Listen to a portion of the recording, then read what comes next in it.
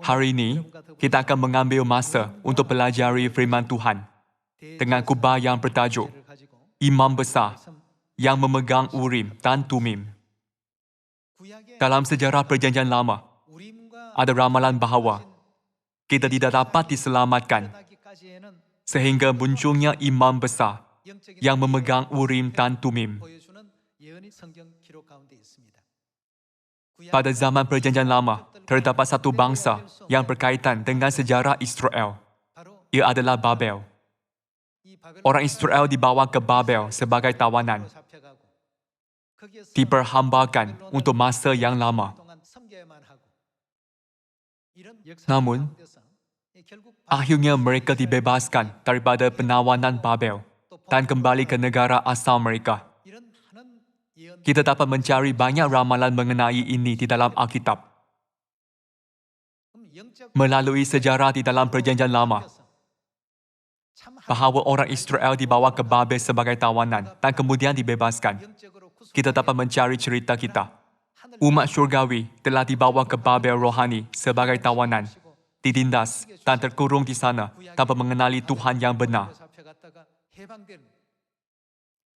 Namun, mereka akan dibebaskan pada akhirnya.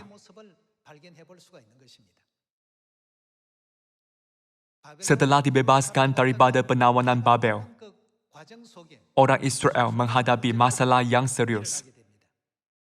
Antara mereka yang ditawan ke Babel, mereka perlu membezakan siapa orang Israel yang benar.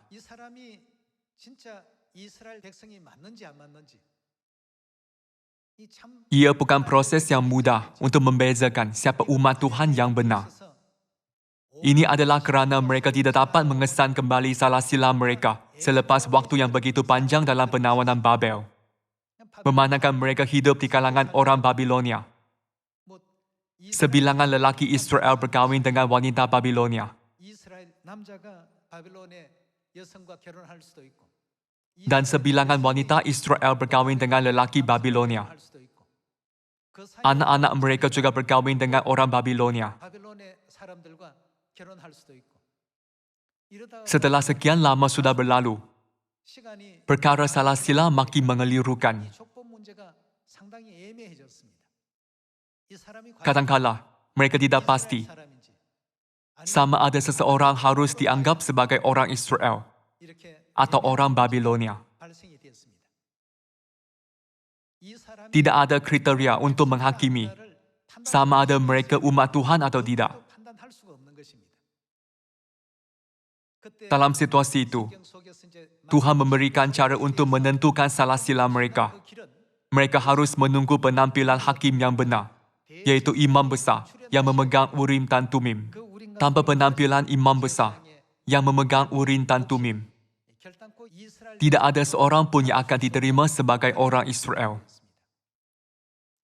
Begitu juga, walaupun kita telah dibebaskan dari Babel rohani, siapa mesti muncul pada zaman ini untuk mengakui kita sebagai umat Tuhan?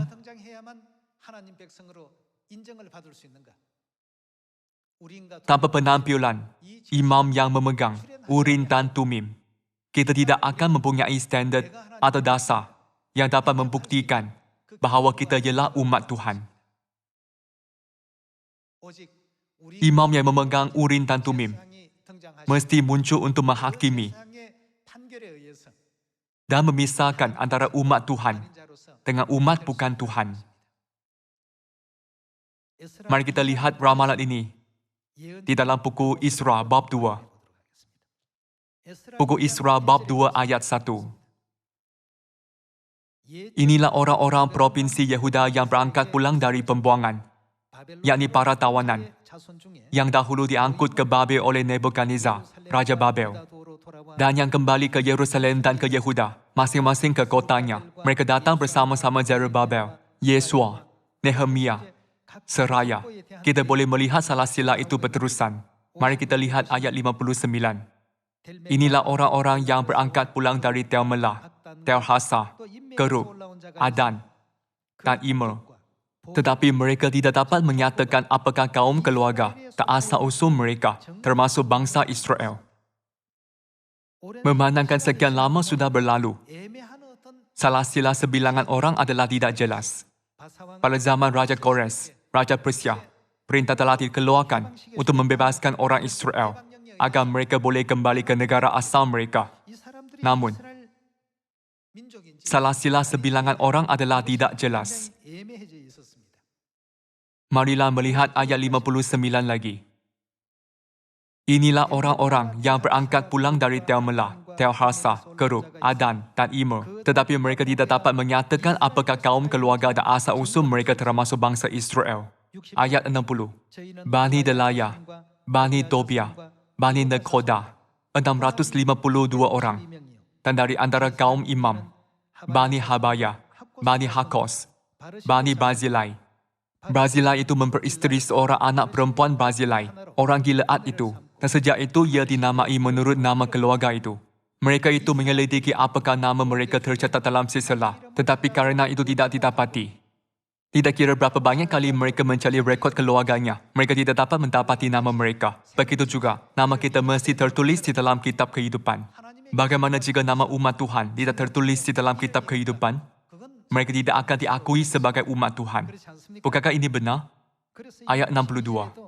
Mereka itu menyelidiki apakah nama mereka tercatat dalam silsilah, dalam salah sila Israel. Tetapi kerana itu tidak didapati, maka mereka dinyatakan tidak tahil untuk jabatan imam.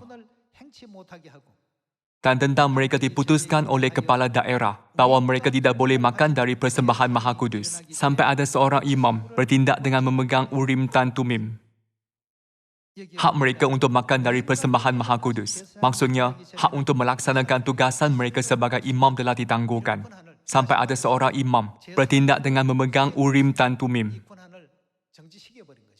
Ia adalah kerana salah sila mereka tidak jelas. Memandangkan rekod keluarga mereka tidak didapati, ia tidak jelas sama ada mereka benar-benar orang Israel atau tidak. Memandangkan ia belum diputuskan, kepala daerah berkata kepada mereka, jangan makan dari persembahan Maha Kudus. Sampai ada seorang imam bertindak dengan memegang Urim dan Tumim. Ini berlaku dalam proses orang Israel kembali ke negara asal mereka setelah dibebaskan daripada penawanan Babel. Bukankah kita juga dalam proses kembali ke kerajaan syurga yang abadi? Kalau begitu, Urim dan Tumim menunjukkan apa? Marilah melihat buku Keluaran bab 28. Buku Keluaran bab 28 ayat 30. Dan di dalam tutup dada pernyataan keputusan itu, haruslah kau taruh Urim dan Tumim. Haruslah itu di atas jantung Harun apabila ia masuk menghadap Tuhan. Dan Harun harus tetap membawa keputusan bagi orang Israel di atas jantungnya, di hadapan Tuhan.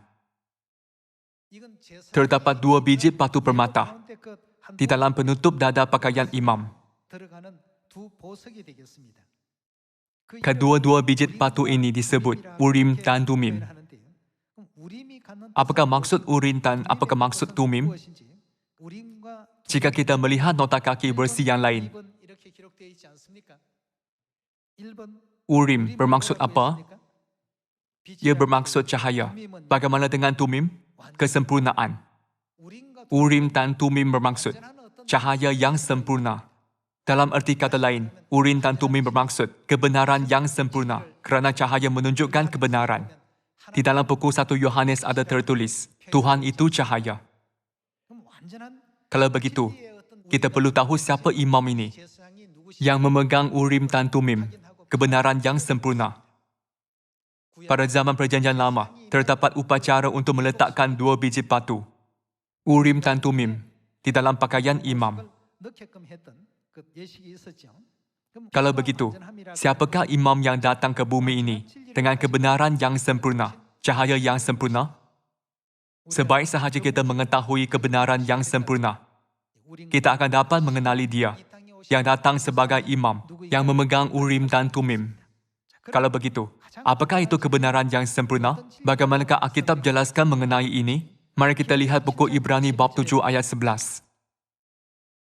Buku Ibrani bab 7 ayat 11 berkata, oleh itu, kalaulah kesempurnaan didapati daripada keimaman Lewi, kalaulah kesempurnaan didapati, bukankah dia bermaksud bahawa itu tidak sempurna?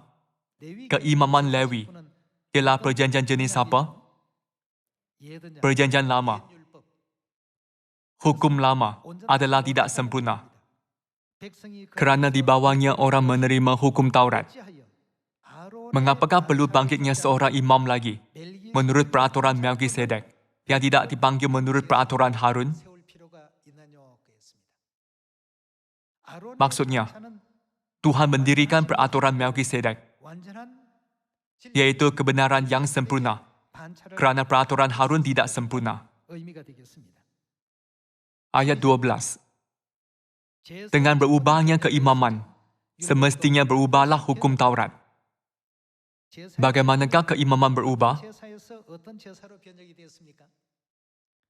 Keimaman Harun, yaitu keimaman Lewi, berubah menjadi keimaman Melkisedek. Selain itu, ada tertulis, semestinya berubahlah hukum Taurat. Oleh itu, buku Ibrani bab 7 membuktikan bahawa hukum perjanjian lama akan berubah menjadi hukum perjanjian baru, yaitu hukum Kristus. Mari kita lihat buku Ibrani bab 7 ayat 13.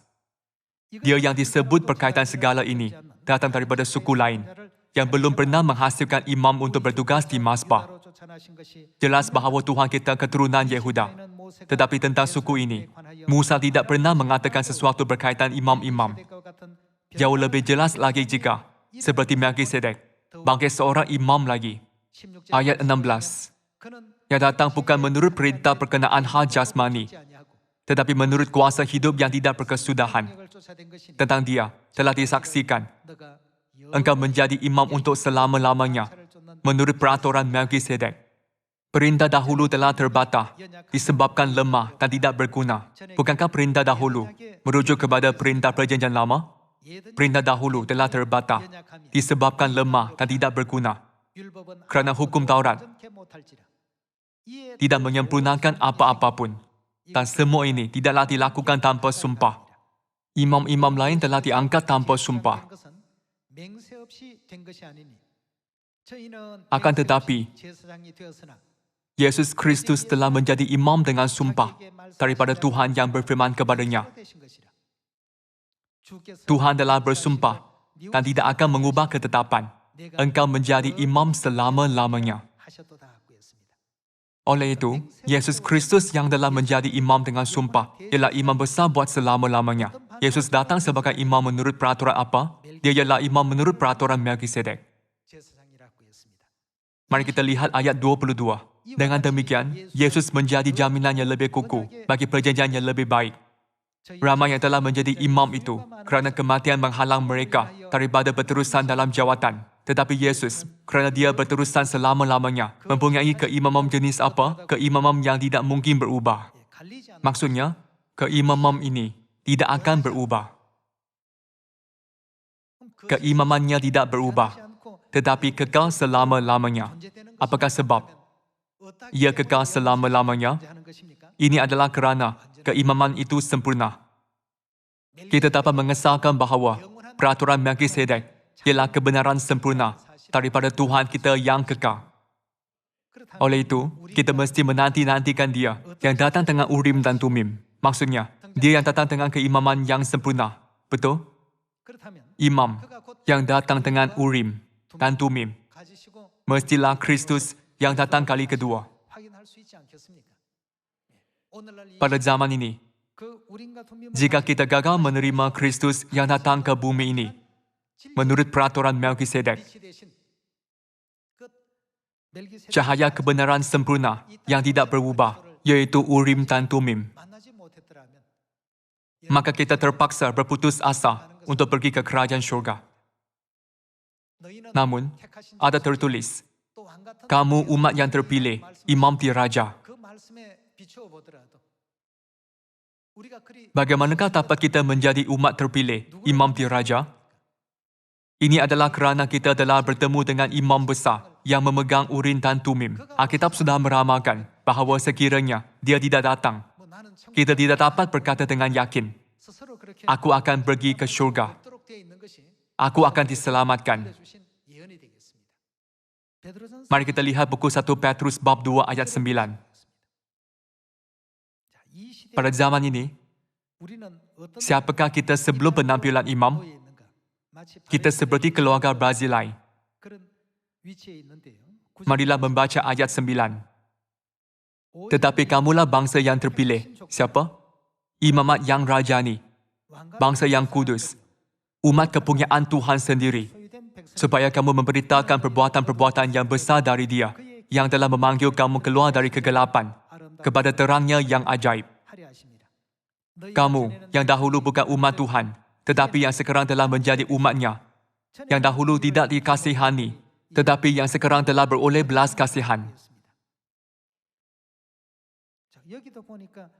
Walaupun kita bukan umat Tuhan sebelum ini, sekarang kita ialah umat-Nya. Walaupun kita tidak menerima belas kasihan sebelum ini, sekarang kita menerima belas kasihan. Melalui siapa?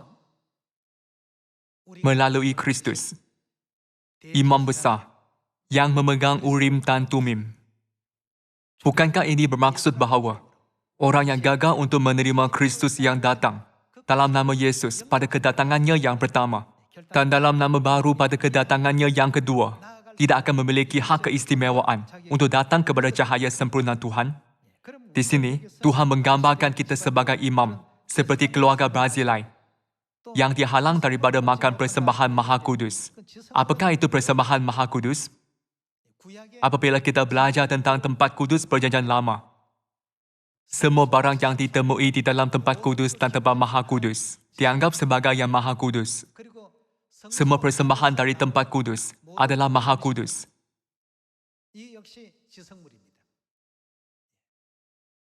Jadi, persembahan Maha Kudus yang mereka tidak dapat makan menunjukkan makanan dari tempat kudus. Kalau begitu, sekiranya imam besar yang memegang Urim dan Tumim datang pada zaman ini serta membenarkan kita makan persembahan Maha Kudus, bagaimanakah kita mendapat kebenaran itu? Apakah itu persembahan Maha Kudus?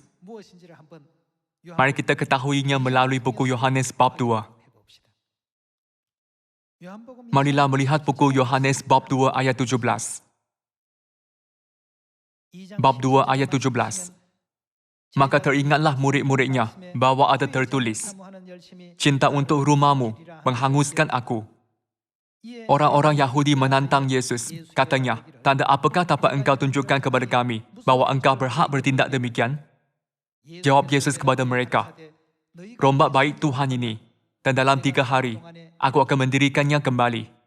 Lalu kata orang Yahudi kepadanya, 46 tahun orang mendirikan baik Tuhan ini, dan engkau dapat membangunnya dalam 3 hari? Tetapi yang dimaksudkannya dengan baik Tuhan ialah tubuhnya sendiri. Persembahan Maha Kudus mesti datang dari baik suci. Baik suci yang Yesus maksudkan ialah tubuhnya. Yesus memberi kita apa untuk makan dan minum?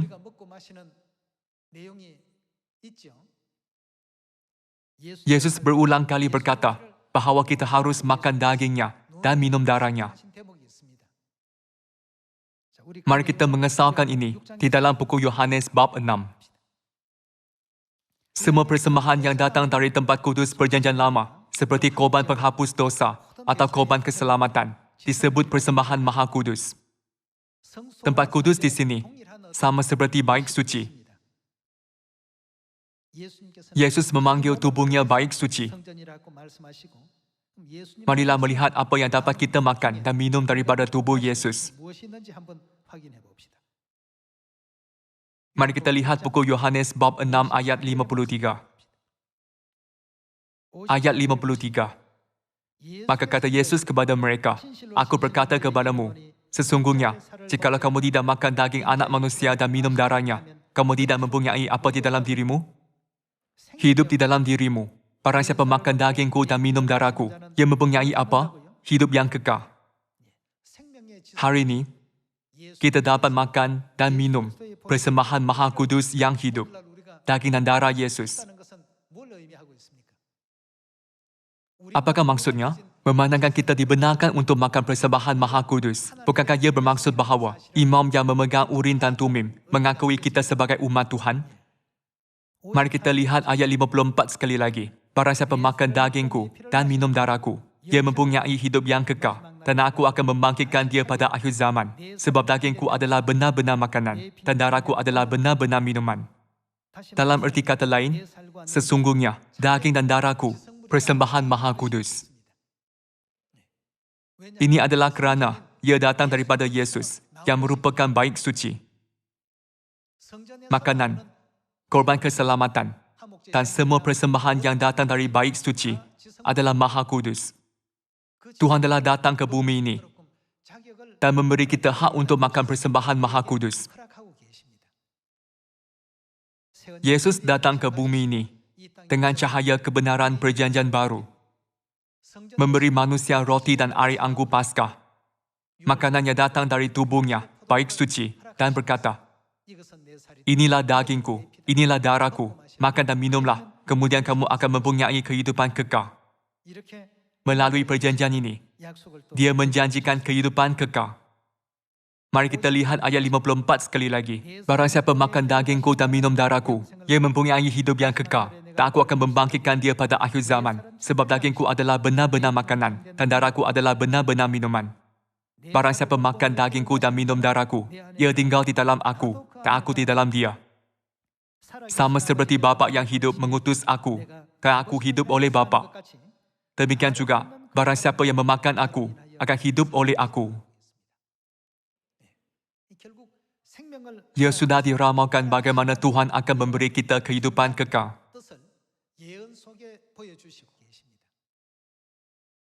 Yesus menyuruh kita makan dan minum apa yang datang dari baik suci.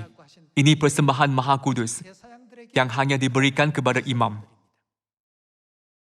Kalau begitu, Tuhan telah memeteraikan daging dan darah Kristus, persembahan Maha Kudus. Dalam upacara apa? Mari kita lihat buku Matius bab 26 dan memastikan bahawa ia dimeteraikan dalam Paskah. Mari kita lihat ayat 17. Buku Matius bab 26 ayat 17. Pada hari pertama dari hari raya roti tidak beragi, datanglah murid-murid Yesus kepadanya dan berkata, "Di mana engkau kehendaki kami mempersiapkan perjamuan Paskah bagimu?" Jawab Yesus, "Pergilah ke kota kepada si anu dan katakan kepadanya, pesan guru, waktuku hampir tiba. Di dalam rumahmu lah aku mau merayakan Paskah bersama-sama dengan murid-muridku." Lalu murid-muridnya melakukan seperti yang ditugaskan Yesus kepada mereka dan mempersiapkan Paskah. Marilah melihat ayat 26 untuk mengetahui bagaimana Yesus makan Paskah. Dan ketika mereka sedang makan, Yesus mengambil roti, mengucap berkat, memecah-mecahkannya lalu memberikannya kepada murid-muridnya dan berkata, "Ambillah, makanlah, inilah tubuhku."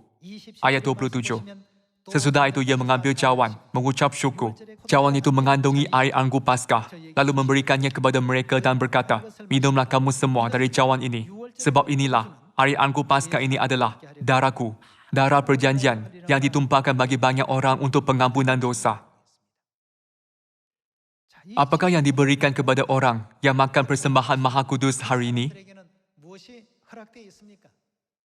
Kehidupan kekal. Dibebaskan daripada penawanan Babel rohani, bukan bermaksud pergi ke syurga tanpa syarat.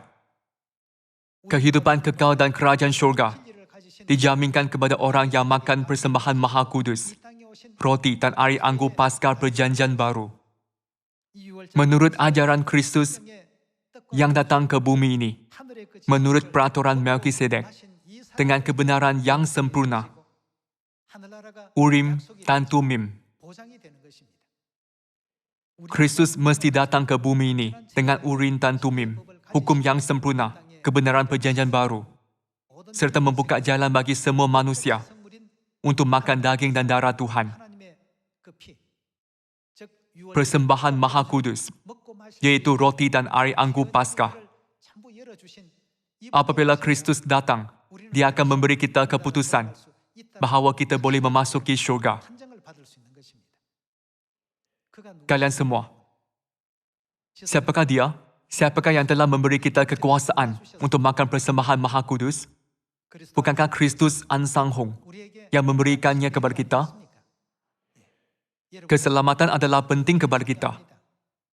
Saya pergi ke gereja kerana kubah pastor adalah menakjubkan. Saya suka kubahnya Tentu sekali, ini bukan iman yang benar yang harus kita miliki. Kita mesti pergi ke gereja kerana kasih kita terhadap Tuhan. Bukankah itu benar? Bapa Kristus An Sang Hong ialah imam besar kekal yang membenarkan kita makan persembahan Maha Kudus dengan Urim dan Tumim.